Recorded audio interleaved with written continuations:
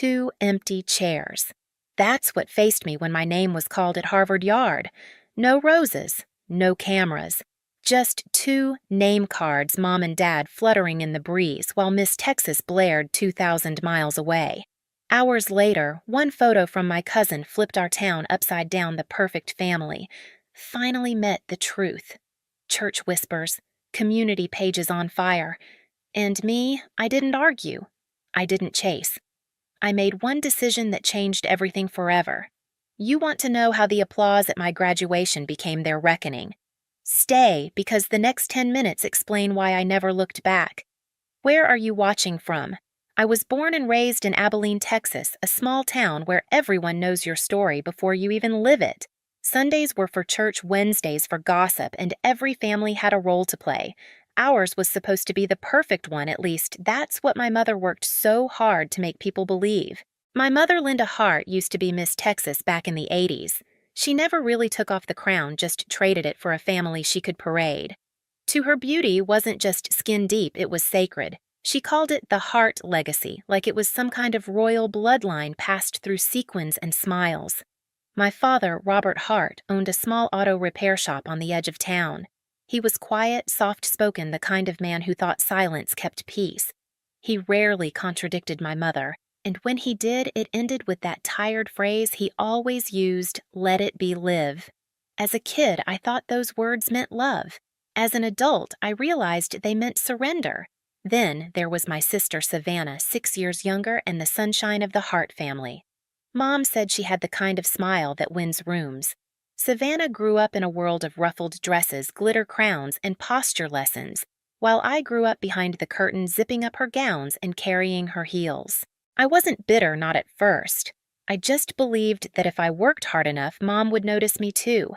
I was the quiet one with straight A's, debate trophies, and an obsession with law books.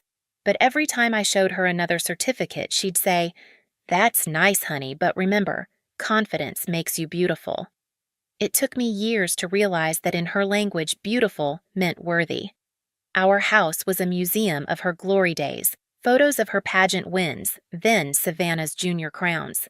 My face appeared only in the background, blurred between their smiles. The truth is, I stopped trying long before Harvard. I learned to build my pride in silence, to celebrate alone. When I got my acceptance letter, I thought maybe finally I'd earned a place in that family portrait. But when the big day came, when the applause rose and those 2 front-row chairs sat empty, I understood. Perfection was never the truth. It was just the story my mother told the town. And for the first time in my life, I stopped wanting to be in it. Harvard was supposed to be my clean slate, the one place where the Hart legacy didn't exist. In Cambridge, no one cared who wore the crown of Miss Texas. All that mattered was what you could prove on paper, in class, in court. For the first time, I felt seen for my mind, not for my posture. Still, every achievement came with that quiet echo. Would she care? Would she even notice? So months before graduation, I did something I swore I'd stopped doing. I tried again. I spent 2 weeks writing the perfect message. It was short, polite, hopeful. The graduation ceremony will be June 10th at Harvard Yard. It would mean the world to me if you and Dad could come. I've already booked your hotel and bought your flights. Love, Venessa. I hovered over the send button for a full minute before finally pressing it. Then I waited. A day passed, then 2, then 5.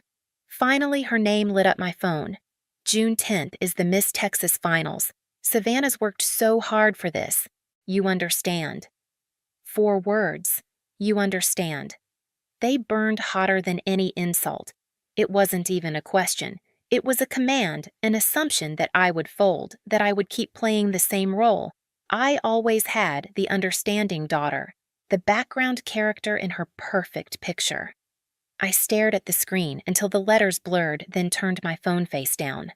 Outside my dorm window, snow fell in slow, quiet spirals, the kind of silence that doesn't comfort, but cauterizes.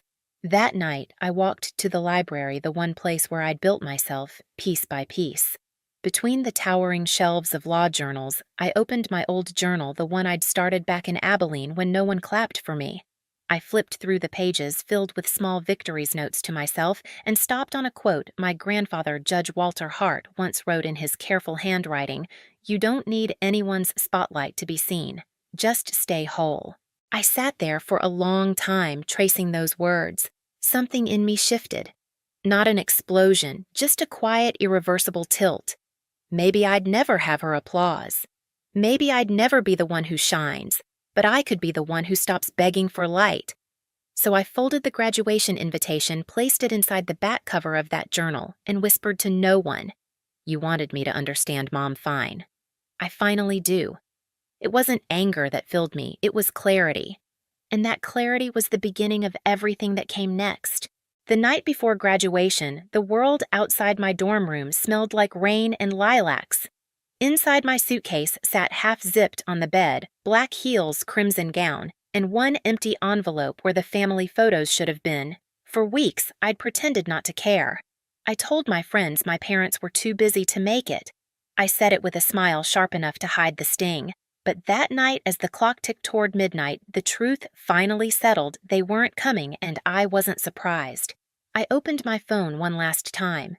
The message thread with Mom Linda Hart was short, lifeless. "You understand" still glowed like a scar I couldn't erase. Below it, a string of unread texts from my father Robert, all simple and safe, "Proud of you, kid." No punctuation, no calls. Just his same old silence wrapped in politeness. For the first time, I didn't reply. Instead, I scrolled through my photo gallery snapshots of study nights, debate wins, campus winters.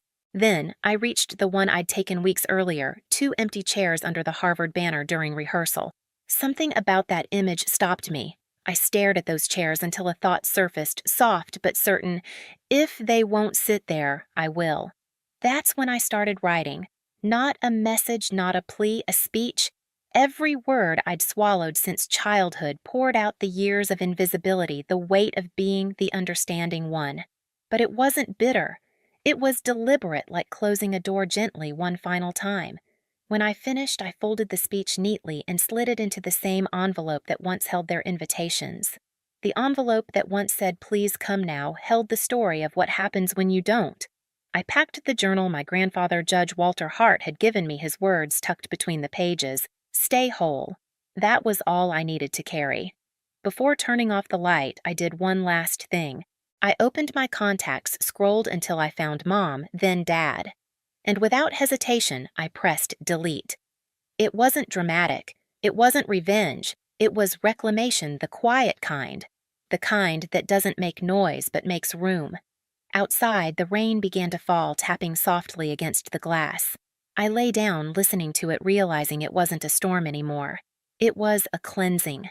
By morning, I knew exactly who I was walking for, not for the 2 empty chairs waiting in the front row, but for the girl who had finally stopped waiting to be seen.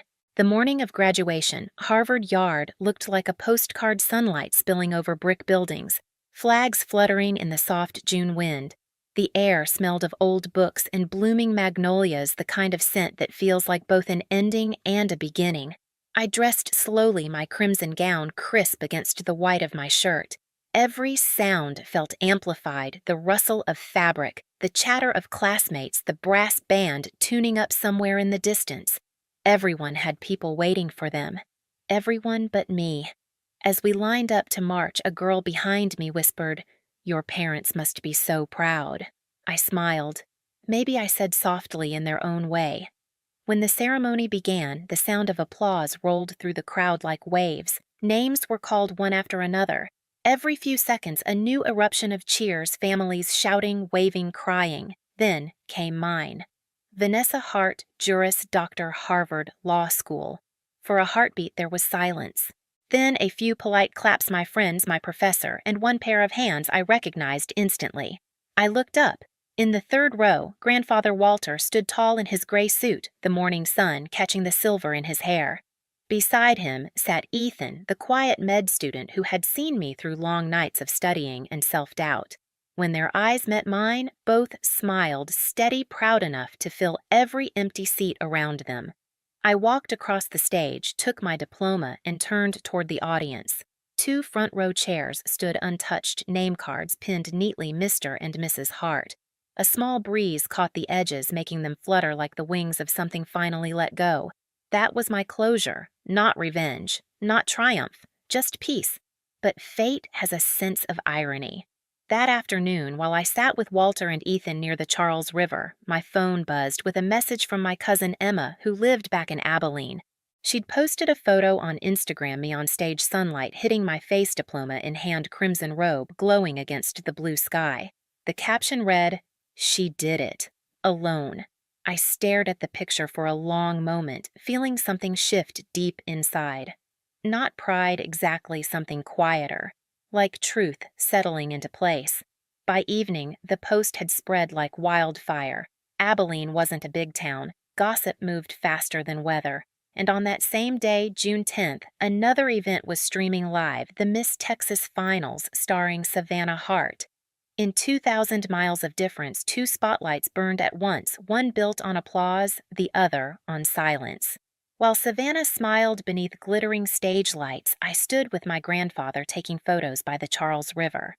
I didn't know yet that the world was watching both of us. By nightfall, messages began flooding in. Old classmates, former neighbors, even church members who hadn't spoken to me in years. "Is it true your parents didn't come?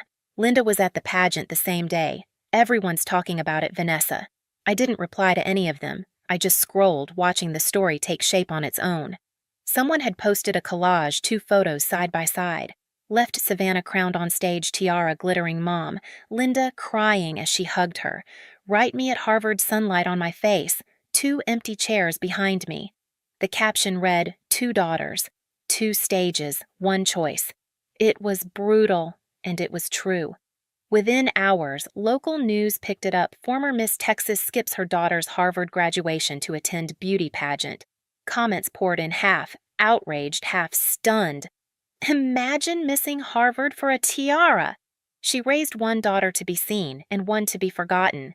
Venessa didn't need the crown. She became it. By midnight, the town was split in two, the believers and the deniers. Church forums buzzed. Old friends whispered. The Hart family, once the model of elegance, had become the latest scandal. When my phone rang that night, I already knew who it was. Mom. I let it ring twice before answering. Her voice burst through the speaker, sharp, trembling. "What did you do, Venessa? Everyone's calling me a terrible mother. You humiliated this family." I stayed silent for a beat, letting her words bounce around the room. Ethan watched me from across the table, his eyes steady calm. "No, Mom," I said, finally my voice low. "I didn't humiliate you. You just didn't realize what it looks like when the truth stands under the light." A pause. Her breathing quickened. "You think you're better than us now?" "With your fancy degree? No," I said. "Just freer." Then I hung up. She called again. 5 times. I didn't pick up. By morning, the fallout had begun. According to Emma, church ladies whispered in pews, "Did you hear she missed Harvard for a crown?" Former pageant friends distanced themselves. Savannah's sponsorship offers paused for review. My father kept his head down at the garage, refusing to comment. For the first time, the family that had lived for applause was being watched and not in admiration. Ethan came over that evening with 2 cups of coffee. We sat by the window, scrolling through the chaos. He looked at me and asked quietly, "Do you feel sorry for them?" I thought for a long moment, watching the rain smear city lights across the glass. "No," I said. "But I don't feel angry anymore either. Because in that strange, poetic way life works, I didn't need to fight back. The world had simply mirrored them back to themselves." That night, I went for a walk alone. The Charles River rippled with reflections of streetlights, gold, white, and crimson. I stopped by the bridge, breathing in the cold Boston air. For years, I'd believed closure would come with an apology or a reckoning or a dramatic confrontation. But it didn't. It came from knowing I didn't need any of that. The applause that filled Harvard Yard was mine. The silence that followed was theirs, and I didn't have to trade one for the other ever again. A week after the story broke, I woke up to a short text from an unfamiliar number. "I'm in Boston. Can we meet? Dad." I stared at it for a while, the same way you study a wound that's already scarred, but still remembers the pain. Part of me wanted to delete it. Another part, the one that still remembered the quiet man with grease-stained hands who used to leave folded bills on my desk, couldn't. We met at a small cafe near Harvard Square. The city was wrapped in fog, soft and gray, as if the world itself was holding its breath. He looked older than I remembered. His voice cracked when he spoke. "I was wrong, Venessa," he said. "I thought keeping the peace meant keeping the family together, but all I did was let you fight alone." I said nothing. The truth didn't need my help anymore. He reached across the table, fingers trembling. "I don't expect forgiveness. Just thank you for becoming the person I didn't have the courage to be." I nodded once. That was enough. Later that evening, Mom called.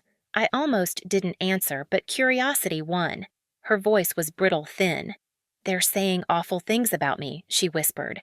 "I just wanted Savannah to have the chances I never did." "You understand, don't you?" The same words again. "You understand." But this time they didn't sting. They sounded small, tired, like the echo of a story that had finally lost its power. "I do understand," I said quietly. "You wanted applause. I just wanted a mother."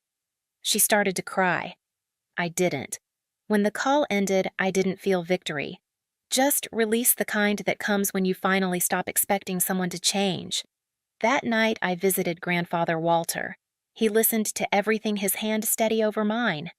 "You don't have to forgive to be free," he said softly. "You just have to stop needing their approval."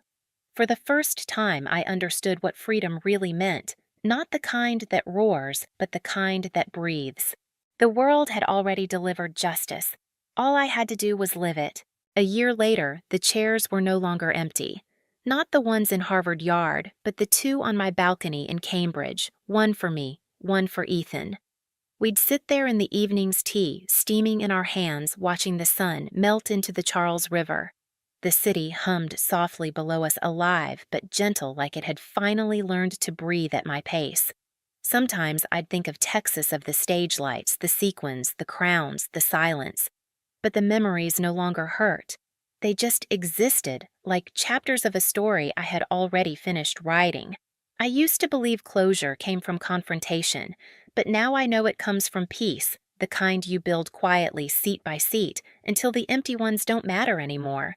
When the wind shifts, I still hear my grandfather's words, "Stay whole, Venessa," and I smile, because I did. Maybe you've had your own empty chairs moments when people you loved simply didn't show up. If you have, tell me where you're watching from tonight. You're not alone in it anymore.